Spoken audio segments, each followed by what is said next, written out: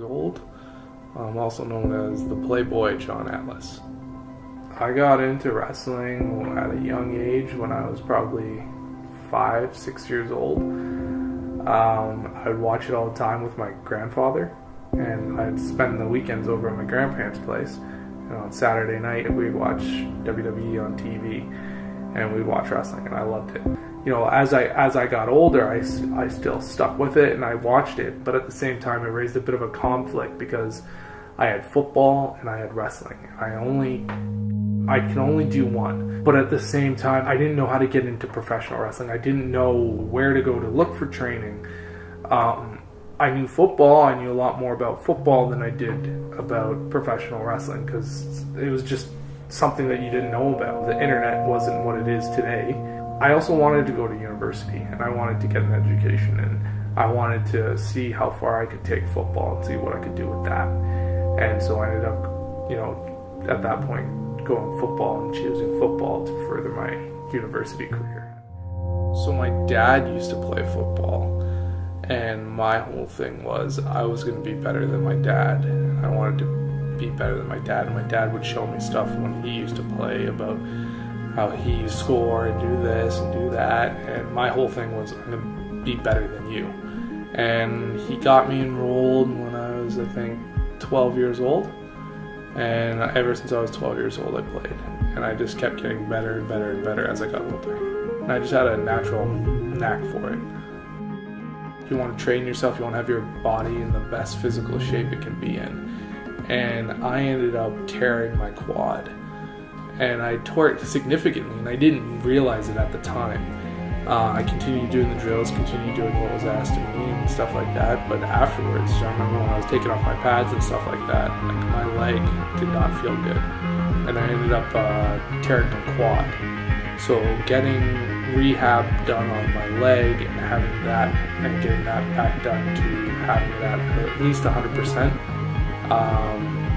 was not, it was a challenge in itself. Oh yeah, I was arrogant. You know, especially being a football player, especially being a wide receiver, it's you know, it's an arrogant position. You're one-on-one with somebody, so all eyes are on you when you're one-on-one playing that position. And I'm out here to show you up, and you're out here to show me up.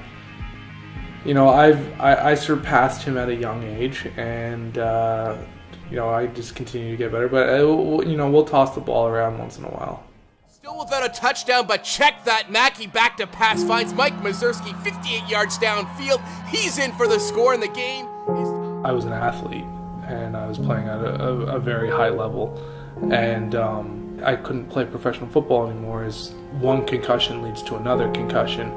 I had 2 severe concussions back to back, and then that's when I decided, you know what, time to slow down, time to just take it easy. I want to be able to, you know, eventually, you know, play with my kids, remember them, know stuff like that, and I don't want to be kind of a punch drunk kind of guy. So I decided to take time away from it, and in doing so, when I took my time away from it, I ended up playing professional rugby sevens for Canada, and I ended up doing that. And along with that, I was also working at a nightclub. So I fast forward a bit, and I ended up getting shot in the leg. I was working at a nightclub in Victoria while doing rugby. I was young, I was a good athlete, and I was having a great time, right? You know, you're working at a nightclub, you see a lot of pretty girls, you know, you get to know everybody in the area, everybody knows you. You know, it's confidence booster, and why not? You know, I'm young, why not? But I had been doing it for about almost 4.5 years at this point. And it was a Sunday night, and we had a rap show. CTV News at 5 with Hudson Mack. Good evening. The victim of a brazen drive-by shooting in downtown Victoria is speaking publicly for the first time. He was shot at work outside Club 919, where he was a bouncer. He says his first thought was the crowd around him and their safety. He shouted at people to get down as he collapsed with a bullet wound to his leg. Now he is joining police in calling for witnesses to come forward and help prove the case against the man who's accused of pulling the trigger. CTV's Andrew Johnson reports. Good morning. Walking without a cast a week and a half after he was shot in the leg, Michael Mazurski is reflecting on a moment at work he never saw coming and will never forget. It's something that you can't really prepare for. It's not something that you just like, oh my God, I'm shot. My first initial reaction was like I'm shot. And, you know, I was just telling my friends to get down and everybody else to kind of get down. This particular night, it's quiet. As the people were coming in, our guys are doing pat down checks and everything like that. And one of my doormen comes up to me and says, "Hey, I want you to check this kid out." You know, he's walking around with, I think it was like $3,000 cash on him, and he was 21 years old. End up letting the kid in, just, you know, tell my guys to keep an eye on him, type of thing. As the night goes on, I guess that gentleman ended up falling asleep at the table. Extra doorman needed for assistance on somebody getting thrown out. It's the same guy that we noticed before. He's at this point getting ushered out. As he's leaving, he's saying, "I'm going to come back, I'm going to shoot you, you guys are dead." Nothing specifically directed to me. You hear that a lot in, you know, the nightclub business. You hear that, you know, "I'm going to come back, I'm going to shoot you." Hopefully, knock on wood, that it doesn't happen. For whatever reason, I decide to watch him. He's leaving, he goes across the street, and he gets in his car and drives off, thinking that that's it. So from at the front door of the nightclub, there's myself, there's a middle door, and an end door. And at the end door is my really good buddy, and he's standing there, and I'm standing here on the opposite side. And we're standing around, we're just kind of talking about like how crazy the incident was, and, you know, oh, this guy's gonna come back and shoot us, type of thing.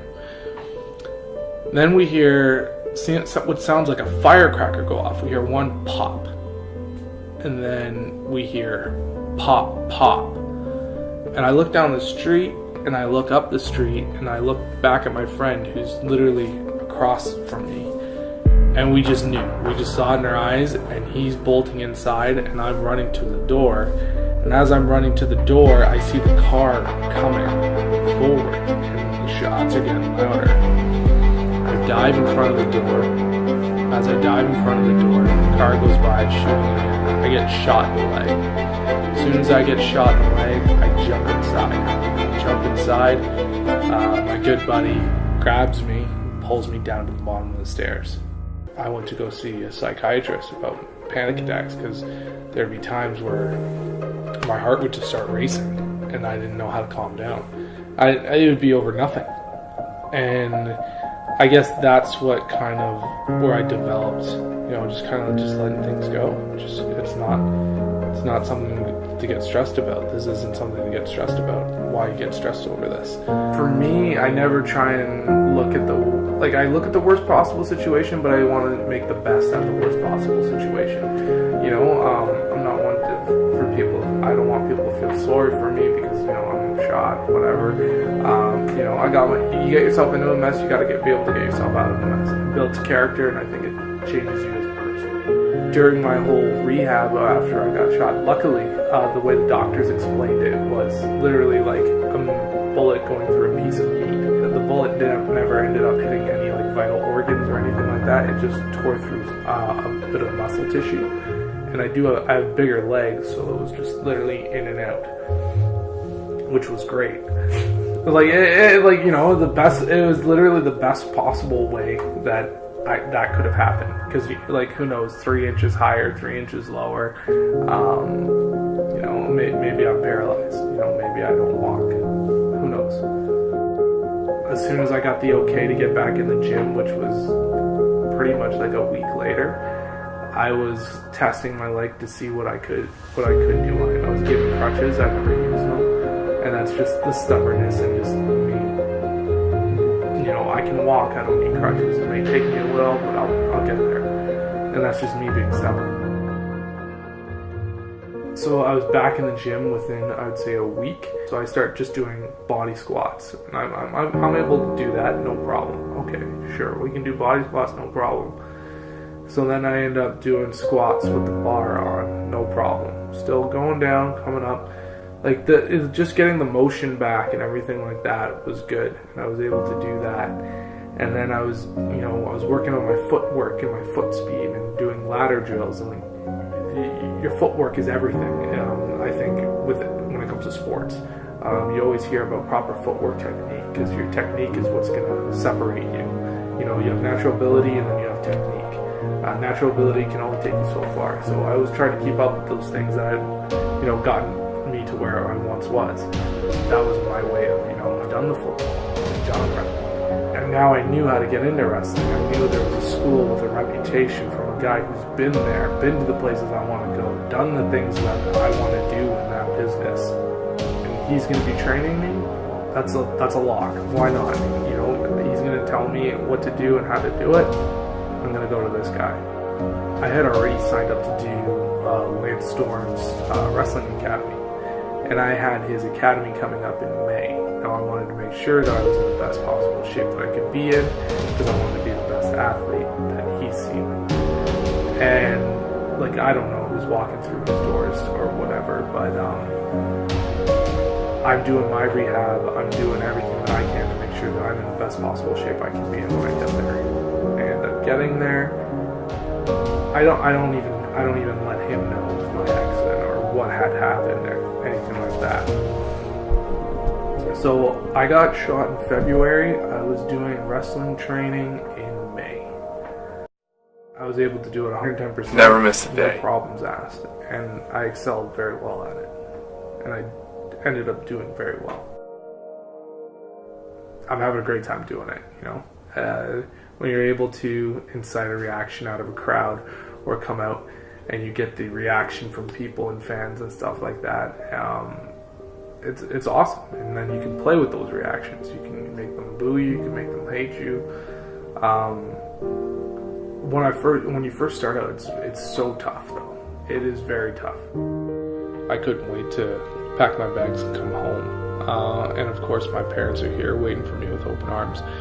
And once you've been away for so long, 6 years might not be long to some, but long enough for me. And to come back and to where your roots are, to where you are originally established yourself. My dad always says, my dad has a lot of respect for me and the fact that I can pick up and just go and I can go somewhere and establish myself, and then I can leave and go somewhere else and establish myself and still be able to come back home. But for me, I'm just, I'm grateful for all the characteristics and things that my parents have taught me. Well, both my mom and dad have supported me 110% in doing it. My mom has never really liked it. She still hasn't ever been to a match. My dad's come to a bunch of my matches, as have other family members and stuff. They love it. They think it's great. I have my health. I have my family. I have a great girlfriend. I have everything that I want in life, and I'm doing a dream that I wanted to do ever since I was 5 years old. What much more can I ask for? If I get anything else after that, that's great. If not, then I'll still be okay, because I got a roof over my head, I got food in my belly, and that's it. After the whole incident did occur, you definitely look at life. You look at life a lot differently, and you really question what you say. You really think about what you have to say, especially when you're speaking to others. My ultimate goal is to get down to WWE. I want them to bring me in for a tryout. I want to go down there and hopefully get a contract offer. I want to become a WWE professional wrestler. That's the place where I want to go. I want to learn under, Vince McMahon. I want to learn under Triple H, Paul Levesque. I want to know what they did, how they got to where they were. Obviously hard work and everything like that, but they've been around it so long. The knowledge that they can just spread upon me would be so significant. And if I ever got down there and got that opportunity, I wouldn't let that opportunity go to waste. One person I always look to that's been a huge motivation in my life has always been Ray Lewis, and he was a football player. The way he spoke to his team and the stuff he says is just, it makes you want to get out there and move mountains. Don't let whatever this incident define you as a person. Learn from this incident, learn from the mistakes, because you're gonna bump into somebody in life that's going through the exact same thing or has gone through worse than what you've done. And you know what, you're gonna want to try and tell them, you know what, don't worry, as bad as it seems right now, life will get better. You will be okay. As much as it hurts right now, you will be okay. You will bounce back from this, and you'll become a better person from it. And the way you become a better person from it is you gotta learn from it. And you gotta, as much as this hurts, as much as this hurts, I'm not gonna let this change me as a person. I'm not gonna let this, define me as who I am. I'm gonna, learn from it, and I'm gonna get better at it, and I'm gonna try and do everything I can to make sure that this doesn't happen again. But you always gotta keep looking forward, never looking back. Always know that there's gonna be a light at the end of the tunnel, and as dark as it may seem, there will be better days ahead.